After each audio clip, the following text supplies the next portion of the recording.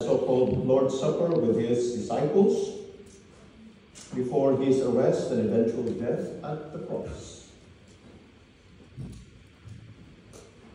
Let me give, hope not really a boring context to this. Bring the first slide.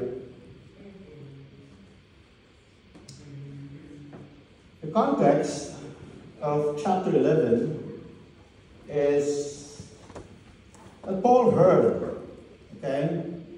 certain reports, feedback from certain people about the behavior, attitude of the Corinthian believers.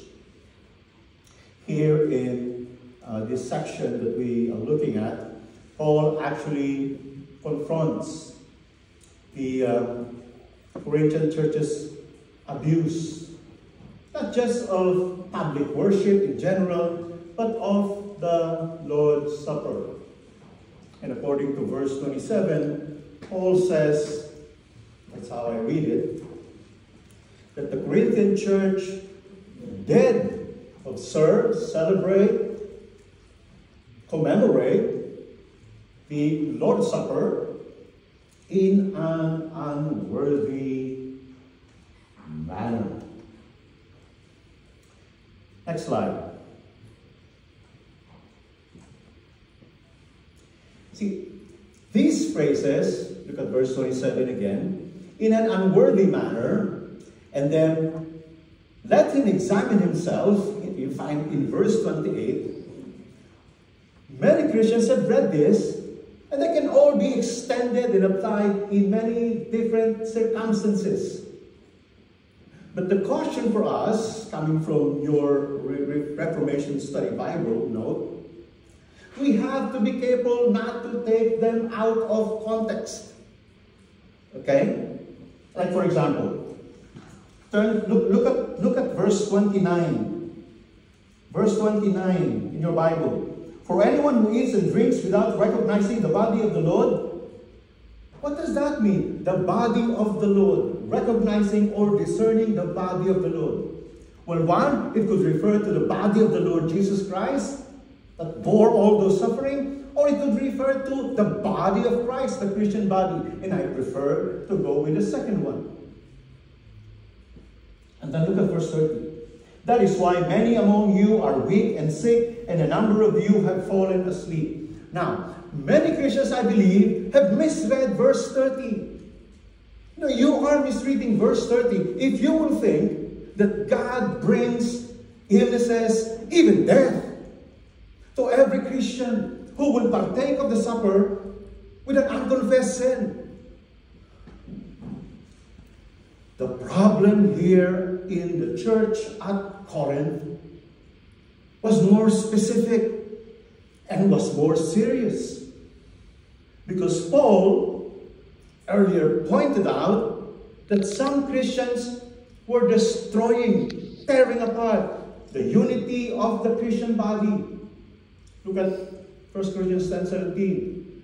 We are one body, and we partake one bread, because we are one bread.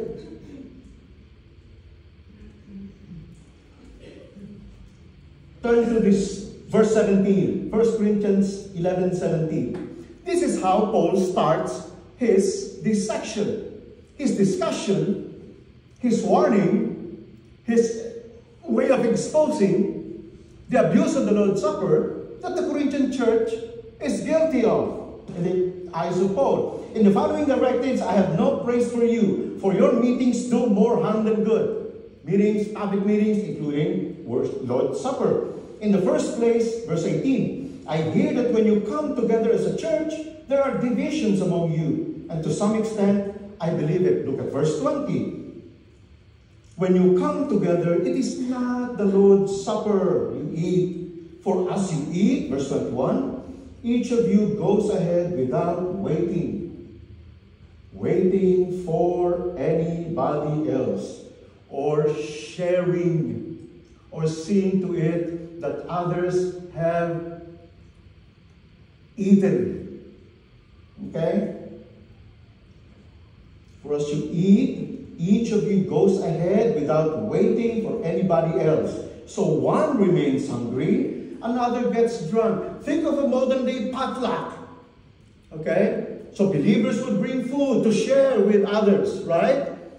But the thing is, in this Corinthian church, particularly those who are well-to-do, let's call them the rich, okay? The rich believers, they could bring so much food. The poor, little or no food. And then the rich believers, they were not so careful in caring for those poor believers, particularly those who did not bring anything. So they would just go ahead and eat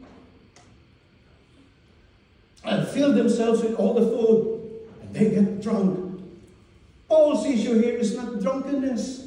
His issue here is behaving like the body of Christ, selflessly caring for each other, loving one another, and saying and sharing to each other.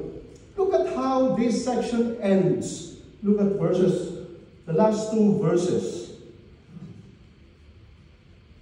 Verse 33. So then, my brothers, when you come together to eat, wait for each other. Or share with one another. Verse 34. If anyone is hungry, Paul still has that in mind. The Lord's Supper, conducting yourself in a way that reflects the unity of the body. The way Jesus gave himself for his people. Selflessly. Thinking of others. Caring for others. If anyone is hungry, he should eat at home, so that when you meet together, it may not result in judgment. So what did Jesus mean when he said, "This is my body," referring to the bread, and then he said, "This is my blood of the new covenant," referring to the wine.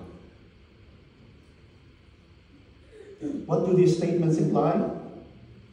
Let me share with you as quickly as I can. 3 implications. Number 1, Jesus' death is the new sacrifice offered to God for the many, for those who believe in Jesus. Okay? Wine was considered to be the blood of the grape, plucked from the vine and crushed. A very good picture of Jesus' bodily suffering and death. In the Old Testament, the blood of sacrificed animals was poured out by the priest on the altar as a sin offering to atone for the sins of the people. Because even the writer of Hebrews also highlighted that truth. The law will always require purification with blood, because without shedding of blood, there is no forgiveness of sins. And then in Hebrews 10, verse 10, we read this also. This is the writer's commentary. For God's will was for us to be made holy, set apart by the sacrifice of the body of Jesus Christ once for all time. When Jesus makes these statements, "This is my body, this is my blood of the new covenant," he is saying that his death is a new sacrifice offered to God. It is no longer necessary to kill animals for sacrifice, but only to break and share bread, to pour out and share wine. Hebrews 10, verse 4 also, the writer points out, it is impossible for someone to be forgiven through the blood of goats and bulls?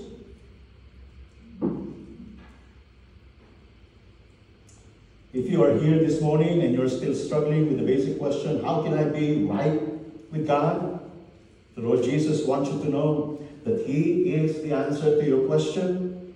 You can have right relationship with God through Jesus, because Jesus is the only one sent by God to be the ultimate sacrifice for sinners. The Bible says that Jesus' death on the cross has been accepted by the Father for the forgiveness of sins. So friend, come to Jesus, believe in Jesus, and stop doing things your way to be right with God. Jesus himself said, John 14, verse 6, right? I am the way, the truth, and the life. No one comes to the Father but by me. If you already have a relationship with Jesus, I encourage you to continually rejoice, thank Him, praise Him for that relationship, and continue to live your life so that the people around you will see and experience Jesus and are blessed as a result. Do people see and experience Jesus through you? Paul writes also, I read that in 1 Corinthians 11:26, for every time you eat this bread and announce to those and drink this cup, you are announcing the Lord's death until He comes again. Or proclaim the Lord's death until He comes again. Here in the Lord's Supper, we have visible signs, visible elements of the good news. But also those who participate, they have been called by God to also announce, to also proclaim in their lives, in their actions, and through their words, the good news of Jesus' sacrificial death, giving sinners the opportunity to be made right with God. Twice Jesus said, do this in remembrance of me. Do this in remembrance of me. Remember doesn't only mean recalling Jesus' sacrificial death on the cross that paid for the sins of many, but also verbalizing the significance of Jesus' life, death, and resurrection. So when was the last time we verbalize, we talk about the life, death, and resurrection of Jesus to other people? Jesus' great commission to go and make disciples of all nations. That's for every believer. To obey, to follow, to live out, proclaiming, announcing, verbalizing the forgiveness of sins that they themselves receive, experience from God through Jesus. And announcing, verbalizing, proclaiming that there is new life in Jesus, right relationship with God, and one day He will come. He will come to receive everyone. He has called to follow Him. The second implication is Jesus' suffering is not only for the forgiveness of the many, for those who believe, but will also be shared by them. Just would like to highlight that verse 23, because Jesus, look at verse 25. 1 Corinthians 11. In the same way, so Paul writing, in the same way, after supper, He, Jesus, took the cup, saying, but here in Mark chapter 14, when He recorded that the Lord's Supper between Jesus and his 12 disciples, there's an amazing thing here that Mark highlighted. In verse 23, we read, "Then he took a cup, and when he had given thanks, what did he do? He gave how many cups?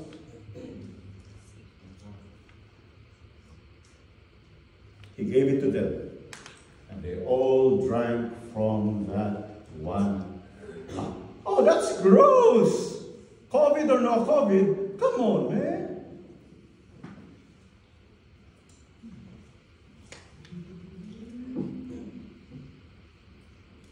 Mark makes clear that all the disciples drank from one cup, rather than from individual cups, as was the custom. Here's the thing, brothers and sisters. To drink someone's cup meant to enter into a relationship of communion with that person, to the point of sharing his or her destiny, good or bad. I'm speaking of the Gospel of Mark. You remember, there was one point, okay? The brothers, James and John, came to Jesus, and Jesus asked them if they were able to drink the cup that he would drink. They said, "Oh yeah." And then Jesus assured them, "Oh yeah, you can also. Yeah, you'll be able to drink that." Mark chapter 10, verses 38 and 39. Poor James and John, I just hope that they realize what Jesus was pointing out.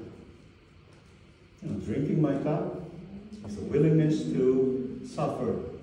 Same kind of suffering I'm about to go through.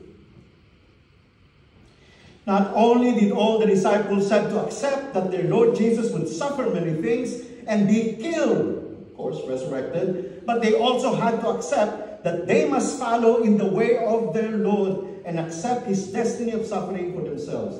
Because Jesus suffered, all his followers would also face suffering in this world. Now, brothers and sisters, not many believers would gladly accept the reality of suffering in life. The Bible says that even if you have a relationship with the Lord Jesus, you will experience difficulties in life. Some people ask me, what's the point of giving my life to Jesus if I will still experience pain, serious illness, troubles, bankruptcy, etc., like those who don't believe in Jesus?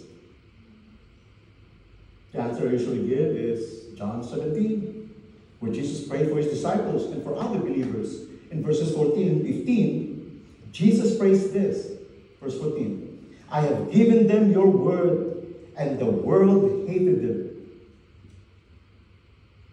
There's the reality, there's the truth. Those who follow Jesus, oh, you're not of the world, and you're hated by the world. For they are not of the world any more than I am of the world. Verse 15, "My prayer is not that you take them out of the world, but that you protect them from the evil one." Fact number 2, reality. That will do number 2. The presence of the evil one. If you are a disciple or follower of Jesus, the bad news is you are not exempt from experiencing troubles. But here's the good news. You will never be alone when troubles come. Your Lord, Jesus Christ, is with you and will always be with you.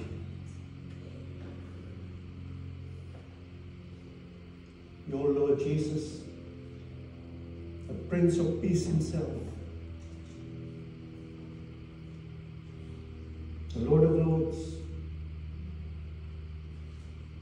the King of all kings, is always with you through times of trouble.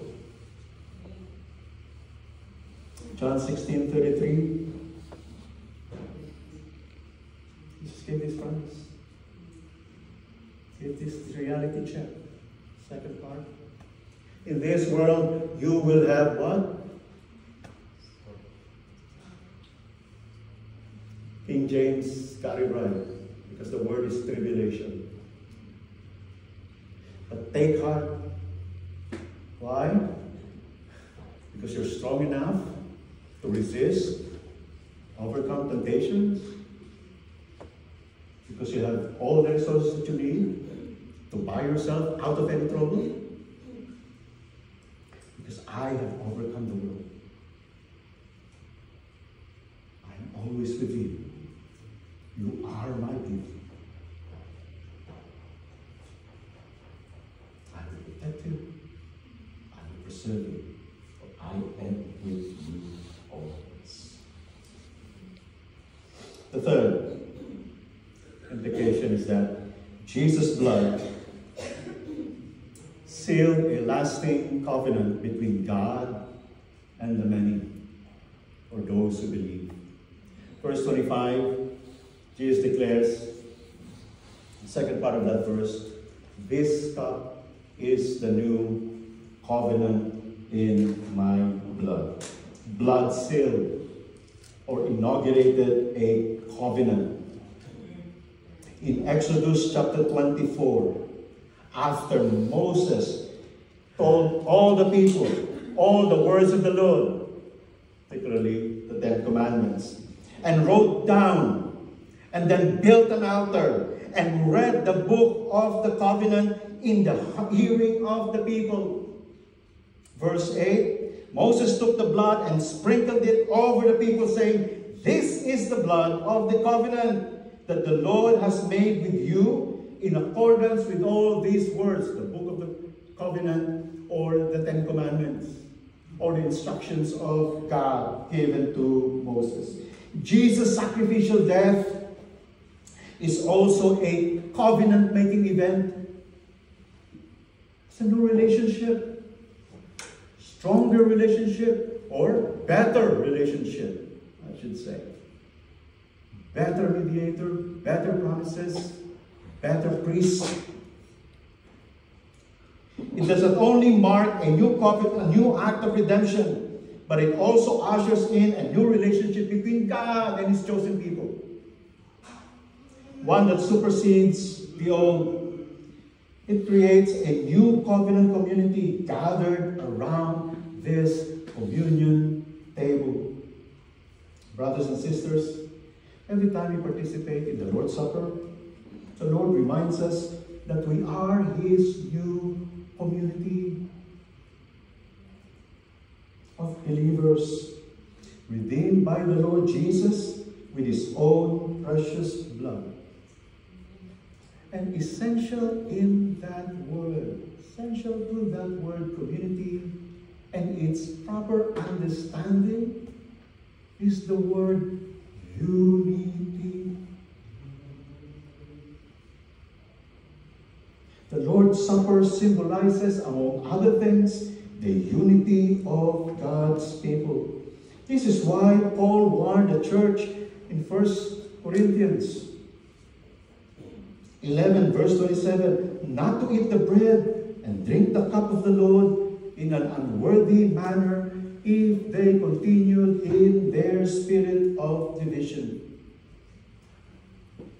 Your English Standard Version Study Bible points out that unworthy manner probably refers to the incompatibility of the Christians, the Corinthians' divisive arrogance as compared to the sacrificial, others-oriented nature of Jesus' death. And then in verse 28, Paul urges the Corinthians to examine themselves. What does that mean? To see if they have properly understood the unselfish, atoning nature of Jesus' death for others, and how that should be imitated in the lives of Jesus' followers, especially in the church at Corinth. Listen again to Paul's words in 1 Corinthians 11, 17 and 18. This time from Eugene Peterson's The Message Bible. Regarding this next item, I am not at all pleased. I am getting the picture that when you meet together, it brings out your worst side instead of your best. First, I get this report on your divisiveness, competing with and criticizing each other. I'm reluctant to believe it, but there it is. Again, Paul writes in 1 Corinthians 10:17, because there is one bread, we who are many are one body, for we all partake of the one bread. Our Lord Jesus himself highlighted the importance of unity among his followers. He prayed for unity in John 17:23 among his followers. Paul prayed for unity also, the unity of all believers in Jesus in Romans 15. Paul also called on all believers to make every effort. It's hard work to promote unity in the church. Make every effort, Paul says, to maintain the unity which God produced through the reconciling death of Jesus. So Paul urged believers in his letter to the Ephesians to be completely humble, gentle, be patient, bearing with one another, or making allowances for others' faults.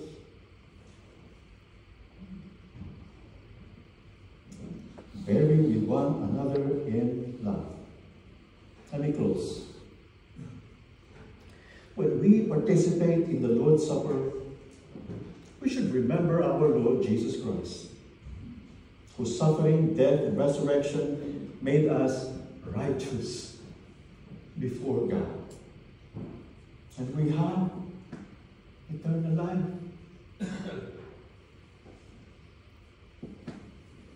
Eternal life is not just over there, heaven. Eternal life is already what we experience. To know God, to know the Father, to know Jesus. John 17. That's eternal life. We should remember our Lord Jesus, who has promised to be with us always in times of suffering, discouragement, unfair treatment, sadness, and joy, and we should not be afraid. We should remember our Lord Jesus Christ, who faithfully transforms, changes us into the kind of people He has called us to be, loving and serving Him and one another, and making every effort to maintain, to keep the unity of the Spirit in the bond of peace. Let's pray.